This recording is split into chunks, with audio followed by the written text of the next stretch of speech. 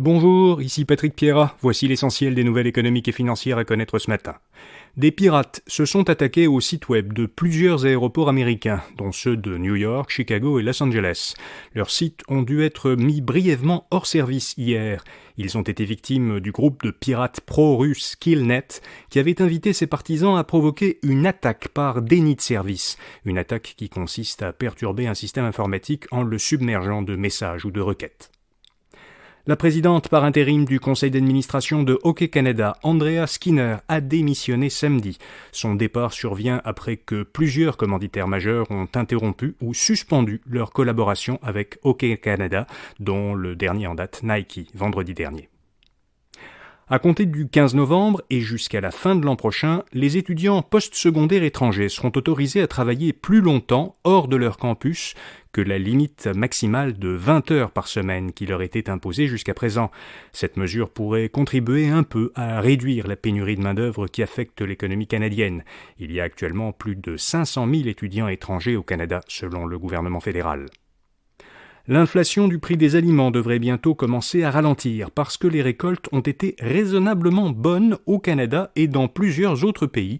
C'est ce qu'a dit le gouverneur de la Banque du Canada, Tiff Macklem, dans une entrevue à CBC. Onoma, c'est le nouveau nom d'un studio de création de jeux vidéo connu jusqu'ici sous le nom de Square Enix Montréal.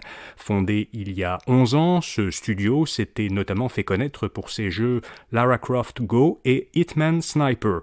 Il a été acheté ce printemps par un groupe suédois, Embracer, qui a donc décidé de le rebaptiser Onoma, ce qui veut dire tout simplement nom, N-O-M, en grec ancien. Binance, le plus important service en ligne d'échange de crypto-monnaies, s'est fait dérober l'équivalent de 100 millions de dollars américains par des pirates informatiques. Ils ont mis la main sur un total de 2 millions de jetons de BNB, une crypto-monnaie émise par Binance, soit l'équivalent de 570 millions de dollars américains. Le transfert de la majeure partie de cette somme a pu être bloqué par Binance, mais les pirates auraient quand même réussi à voler 100 millions. Comme chaque début de semaine, habituellement le lundi quand ce n'est pas un jour férié, InfoBref vous fait découvrir une jeune entreprise québécoise innovante. Aujourd'hui, TrucksWeb, une start-up de Montréal qui aide les expéditeurs de marchandises à trouver des transporteurs. Pour les entreprises manufacturières, gérer l'expédition de leurs marchandises à des grossistes, des distributeurs ou des entreprises clientes peut constituer un véritable casse-tête. C'est difficile pour elles de savoir quelles routes de livraison sont assurées par quel transporteur et à quel prix pour pouvoir les comparer.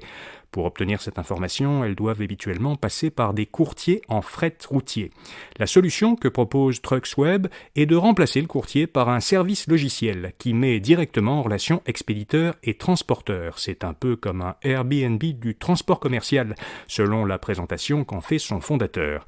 Le service en ligne apparie les besoins des expéditeurs aux options qu'offrent les transporteurs et permet ensuite aux expéditeurs d'acheter directement le service du transporteur qui les intéresse. Pour en savoir plus sur TrucksWeb, lisez son portrait à infobref.com. Le lien est en commentaire de cet épisode. Voilà, vous savez l'essentiel. Pour un tour d'horizon plus complet de l'actualité, allez à infobref.com pour voir nos infolettres du matin et du soir. Je vous donne rendez-vous demain matin pour un autre bulletin audio InfoBref à faire. Bonne journée.